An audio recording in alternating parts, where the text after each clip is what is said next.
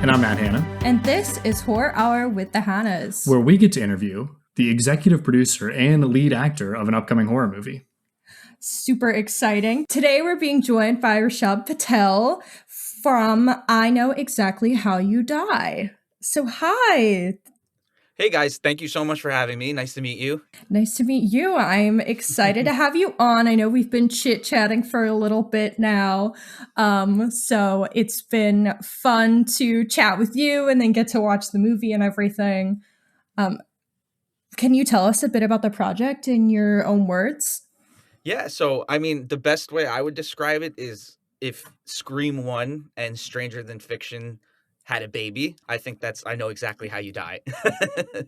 I love that.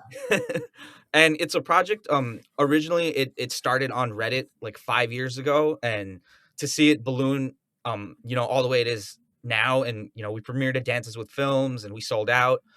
So now it's just been, it's been a really, really crazy emotional journey.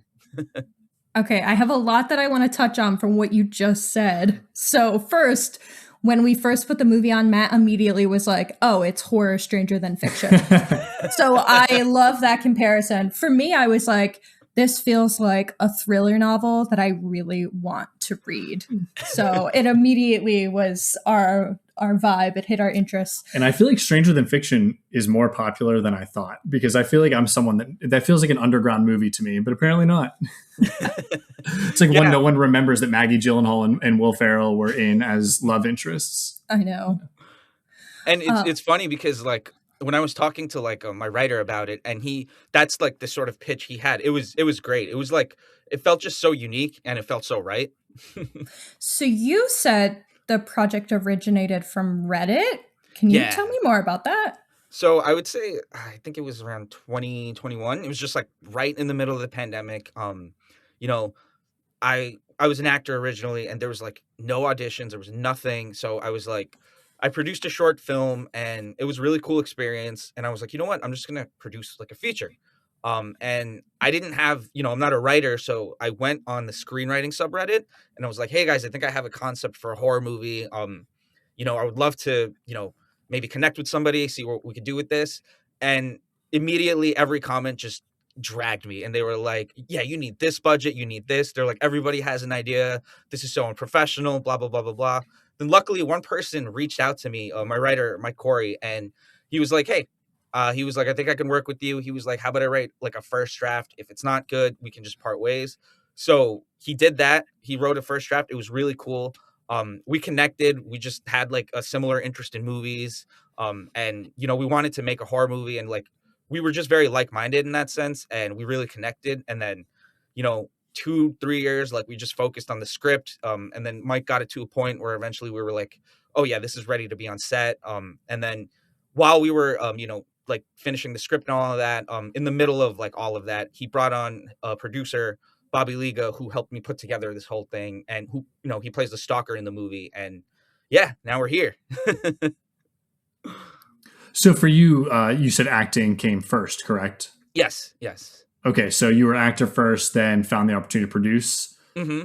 Yeah, it was just, I was one of those actors that like everybody else, like you audition like 100 times, and it's just, there's no callback yet. There's like, you're just going through the motions. And I felt like I was just kind of wasting my time. So I was like, you know what? Let's produce a movie. Let's just see what happens. So as we get into specifics, a lot of people don't really know what an EP or a producer really is, or what that job entails. Can you explain what that is for our listeners? Oh yeah, I would say a lot of the times an EP credit, it can be total BS. And it's just strictly to like stroke the actor's ego and be like, oh yeah, they got a producer credit. A lot of the times EP is just someone who finances the project, like straight from the, like they'll just cut the check. They're the money person. Or you can have an executive producer similar to like what I did on this, which is a much smaller scale, or like compared to like, how Margot Robbie develops her movies. She has a production company. She like will start the project from the ground up. How like she did with Barbie, she pitched it to Mattel, put together the team. Like I think she chose Greta Gerwig, all of that. I did that on like a much smaller scale. That's another way to EP, where you sort of develop the project from the ground up, all the way to finish. And now you're very involved in all the post-production as well. Oh, too. yeah. Yeah, so that was it was a really cool learning experience because I got into this not knowing anything about producing, and then once we got to post-production, that's when I really, really fell in love with producing, and I was like, "Oh, yeah, this is something I'm gonna keep doing again and again and again and again." Since this was your first time producing a feature film, what was that overall experience like for you? What would be your priority takeaways? Oh, it was the craziest film school, ever. It was so educational, because it was my first time wearing, like, multiple hats on a production of this size, so it was a lot. Like, you had to juggle because a lot of the producer work is sort of technical and, like, logistical, and then the acting stuff is a little more creative. Not that the producing stuff isn't creative, but sort of balancing those 2 things at the same time, like, oh, you have to perform a scene, and then after you perform the scene, you have to get on a phone with somebody to make sure that like the food arrives on time or something like that. And like just things like that, making sure like the set runs day to day. And it was a really cool like learning experience. Because you just can't replicate that environment in a classroom, like no matter what, you just kind of have to go Mm-hmm. out there and just do it. And so, how much were you involved in the creative process from the beginning? I understand you pitched this, and then a writer Oh, came very, back with you. very. Okay. I definitely gave Mike like basically a sandbox to play with, and I was like, go crazy. But then I had like I had like my thoughts and ideas, and it was always just a super collaborative process, which was one of those things that made me fall in love with producing more. Like without spoiling anything, I remember at one point he asked me if we could go in a certain direction in the movie, and I was just like, oh fuck yeah, let's do it. And he was like worried I might not, so it was really cool. It was just like a super fun experience. And did you always plan on acting in the movie you were producing, or did that Yeah. just Oh, yeah. okay? 100%. Just because, like, I felt like you always hear people like waiting for an opportunity. They're like, "Oh, wait." And to me, I just felt like, why not just make it happen myself, and Mm-hmm. just dive right into it. You pulled a Sylvester Stallone, we'll say, although he wrote his own movie, Oh, so yeah. and then Yeah. refused. He said, "No one can have it unless I can be in it." So, The story of Rocky would make an amazing movie. Like, just how they But got it all the way yes. through. oh yes, Yeah, definitely. it really Yeah, would. instead of making 6 or 7 Rocky movies and 3 Creed movies, maybe we should get the production of Rocky movie. I Yeah. like it. It Pitch would that. be Pitch that next. it would be like the disaster artist, but yeah, for kind of. Rocky. So, since you were so heavily involved in the creative process, I did want to know, did you have any say in the name of the film? Who came up with the Oh, name? so Mike came up with the name. We had a couple other ideas we were juggling with. A lot of the times, the title of the movie, it's like a work in progress, Mm-hmm. right? Or it's just like a temporary thing. But for us, it was I Know Exactly How You Die from like the very first draft. We did originally like have another hotel script, which it was way too big budget, so we kind of turned it into I Know Exactly How You Die. But the moment we like pivoted and we're like, all right, this is the movie. The name's been stuck, I think, for like quite some time now. I think the name is so compelling. I think it stands out so well. That's why I wanted to ask. I really liked the Yeah, name. and it felt so right. We felt that way too because there were a couple other names we were juggling, but it was never serious. We were like, this just feels right. Why not screw with Yeah. it? Yeah. And what drew you to this specific story? I think I've always loved the horror genre. Like I saw the original Scream when I was 4 years old. Like my background is Ghostface, like on my phone. So I just love the genre, and I feel like we're in a resurgence for it now, like where people are asking for it. Like I feel like the people that grew up with it, now we're the ones that are buying tickets at the box office. We're older, and so like the genre, I feel like it's a timeless, just sort of it's just timeless, and it's something like I'm going to continue making horror movies. I obviously love that. We're a horror podcast. We love horror. What else, like from a writing and an acting perspective, what about the horror genre is most compelling to you?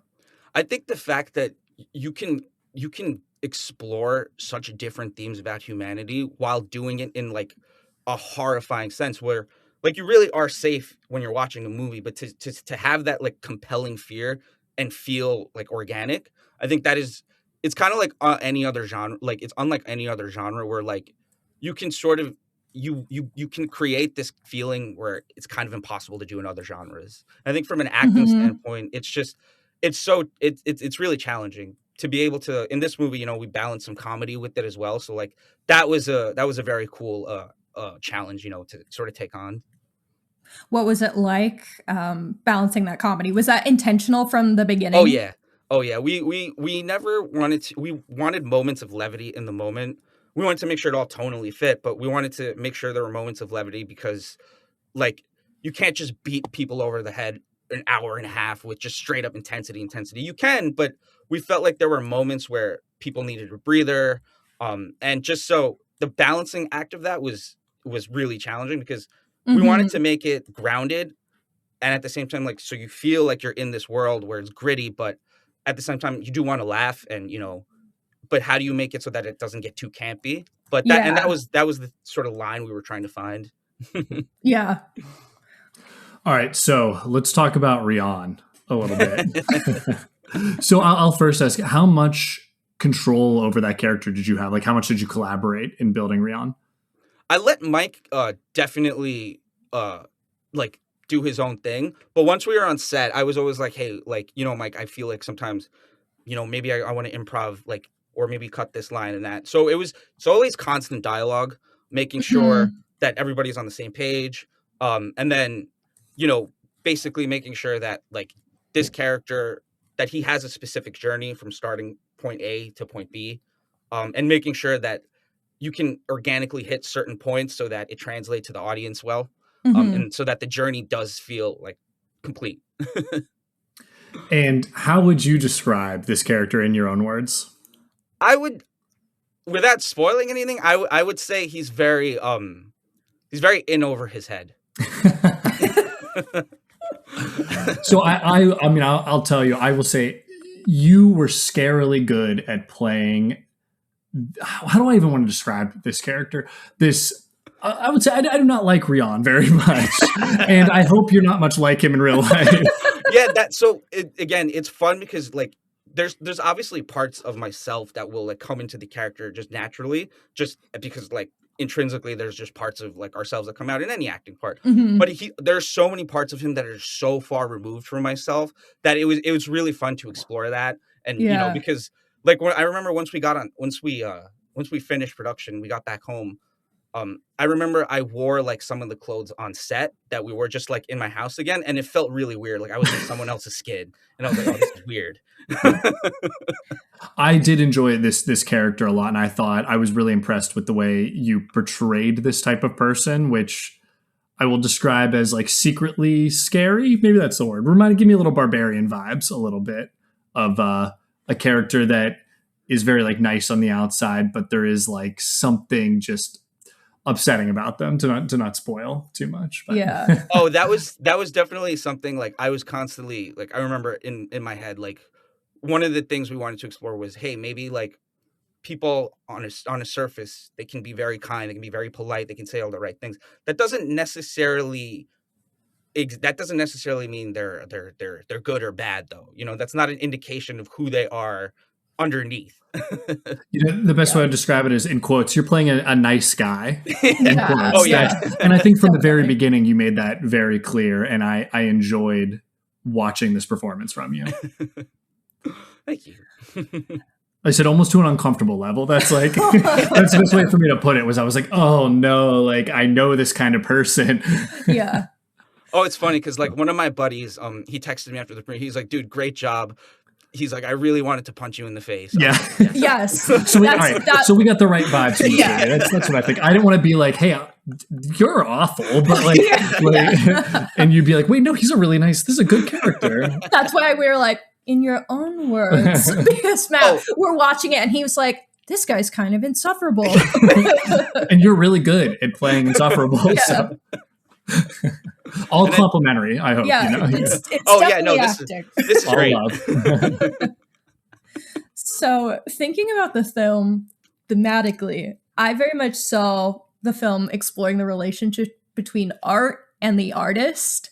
What about this messaging resonated with you? I think what resonates with me is to be careful with your art and to fall in love with it.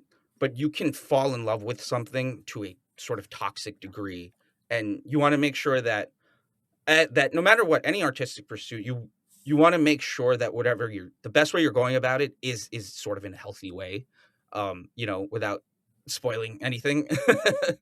And I feel like specifically with Rion, it's he there's a sort of feeling underneath that slowly it comes out in the movie later on. Mhm. But I'm sorry, what was I'm blanking, sorry. What was No, the you're question? good. No, I was just Sorry. asking about like the relationship between the artist and their Oh, art, yeah. which Yeah, no, yeah, I think sorry. I think the relationship with that is like you always wanna have control of your art. You wanna, you know, you wanna make sure that whatever you're exploring, you're doing it, but I guess the best way to do that is you can do that without sort of compromising who you are as a person as well. And I think exploring aspects of that was very, very interesting. yeah, that's definitely a core theme with your character. Yeah. So I noticed some surrealist elements near the end and kind of throughout the film. What was inspiration behind that? Any filmmaker or movie in particular? Yeah, I would say that Mike specifically, when we wrote like a couple of the dream sequences in the movie, there was definitely like David Lynch vibes. We wanted to go for sort of like that surreal like energy, and that was very conscious. And our DP is just so good, Michael Kohlbrenner. So like when like all the colors and all of that stuff, they were like specific choices that we made to Mhm. sort of reflect like his Rion's mental state or wherever he was at the time. Yeah, That's I really liked the color choices in those moments at the end in dream sequences and whatnot. I thought that was visually very compelling. And I found them quite uncomfortable as well, especially near the end of the film. It was one of those things where I was like, I'm not. It's a magic thing a horror movie does where I'm like, I'm not enjoying what I'm looking at right now. Yeah, right. And in a, like, I'm like, do I like this? I was like, I think I like this, and it's that very uncomfortable kind of blend of I don't want. I need to keep watching, but I don't. I do want to look away. I Yeah, think there was it's like one of the only, I think it's the only genre where that's the perfect way to put it. Like things are unpleasant and you're like, "Oh wait, I am enjoying this." yeah, there was a specific scene related to blood Oh, that me Matt too. was like, I can't Yeah. I don't want to watch this. I And realized was like, blood, like, that looks good. I Still wanna blood watch. really freaks me out. I've realized. Yeah. Yeah, not a fan.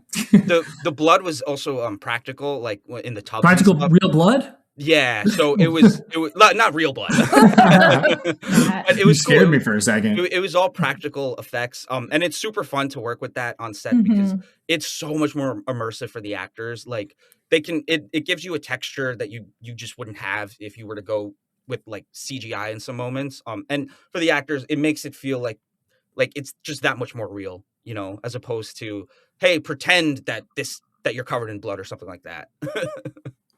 Yeah, I think that is an element of horror that I always really appreciate when the practical route is gone down. I feel like it is so much more immersive, not only for the actors, but as the audience as well. Oh yeah, 100%. I think you can't fool audiences. Like people are way too smart and educated nowadays, just about like cinema, and just Mhm. they understand. Like people understand like tropes and like classic elements of movies. Like people can see right through it. If you use CGI or you take a shortcut, people can see right through it. So I Mhm. think it's imperative that you try to be as practical with the effects as much as possible. So I just wanted to go back to, I guess, like some of the production side of things. So what was the total timeline of like the shoot into, or maybe let's start casting into the shoot into post production into now? Like what does that typically look like? So for us, it was quite a long time. I'd say we finalized the script in like end of 2022, like around December.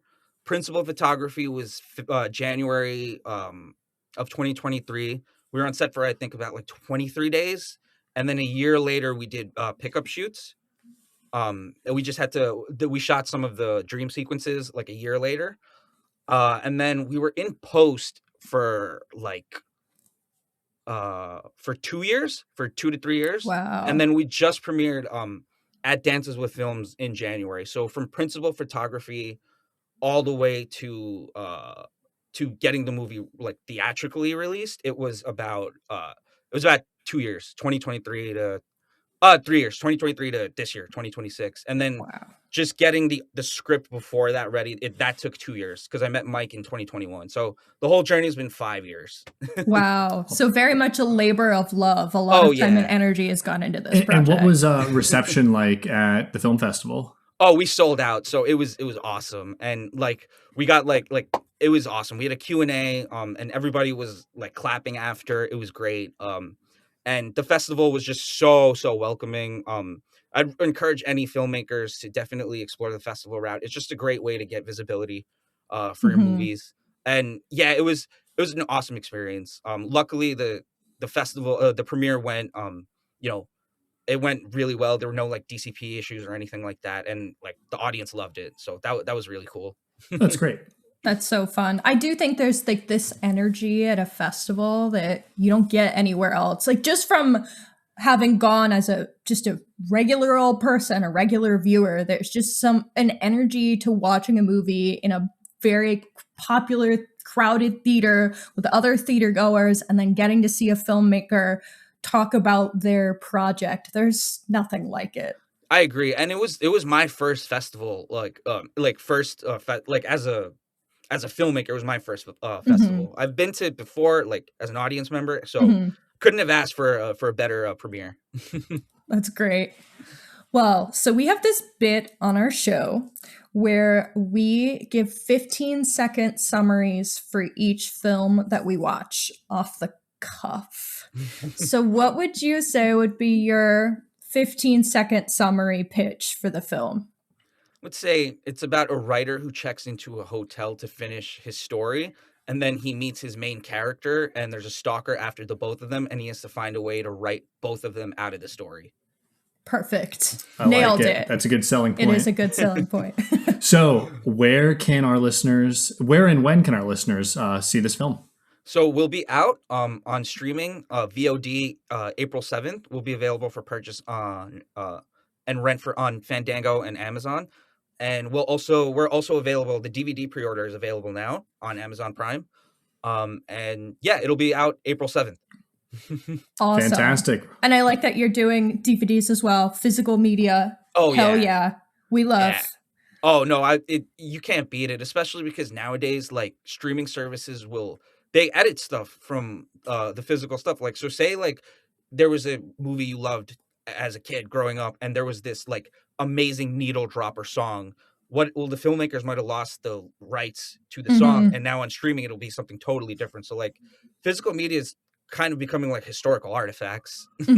I know we've started our collection, so yeah, we're building. Oh, hold on to that. That's awesome. Yeah, I get a little nervous with everything with Warner Brothers and Netflix, Paramount, and all that, and I just was like, it's time, and I just started picking up every Blu-ray I could. So yeah. And honestly, in my opinion, the quality when you put a Blu-ray, even streaming, it quite can't. Oh, it really is different, and I can't believe that like we didn't notice when moving to streaming that it was worse. That was like the other day we went to watch Jurassic Park, and I looked at where we were watching it, and I was like, Matt, the colors aren't right. Like we knew immediately. It is far too dull, and then we put on a different version of it. We were like, okay, this is better. So I immediately went online and was like, purchase Blu-ray. Like, I'm not dealing with that again. And there's like millions of people that are discovering old movies and they're watching it like the wrong way, you know? So like, I'm a big physical media collector too. So I'm with you guys. Yeah. I love that you have that available and are advocating for that. So April 7th, you said. Yes. We're on the tour. Everything's out. So what's next for you after this? After this, we're definitely going to produce another horror movie. I know what I want to do next as far as like the story and everything. Now it's just about kind of figuring out the plan logistically, how we can actually pull that off. But definitely we're going to make another horror movie. Are you working with the same writer again? No, not the same writer, but we have I have some stuff in the pipeline. So gotcha. hopefully later this year we can announce some stuff. Fantastic. Awesome. All right, I won't push any harder then. We can't wait to hear about it. The secrets get out. So, but can't wait to hear about it when you are ready to put, of course, all of that into the universe. Okay, well, is there anything else we have to ask, Hannah? I think that's all. Well, thank you so much for joining us and chatting with us. And everyone, please go check out I Know Exactly How You Die. Do you have any socials or a website for the film, anything like that you want to plug? You can follow me on Instagram. There you can find all the coverage for the movie, or we're rolling out like the marketing, everything for there on that. At Rushabh, RUSHABH _ Patel _67. Perfect. And we'll make sure when we post about the episode to tag you and all that jazz as well. So thank you so much for joining us. Yeah. Thank you so much for having me, guys. This was a blast. Yes, Great. ton of fun. Glad we got to talk to you. Awesome. All right. Well, I think we can wrap this up. So I've been Matt Hanna. I'm Hannah. This is Horror at the Hannahs. Stay tuned and stay scared. Thank you for listening to Horror Hour with the Hannahs. Make sure to listen to future episodes on Spotify, Apple Podcasts, Amazon Music, or wherever else you can find podcasts. You can also find us on YouTube, where we post episodes and shorts. You can follow us at Horror Hour with the Hannahs on TikTok and Instagram, as well as at Horror Hour on Blue Sky for more content. If you like the podcast, please follow and leave a review on your favorite podcasting app. Happy hauntings!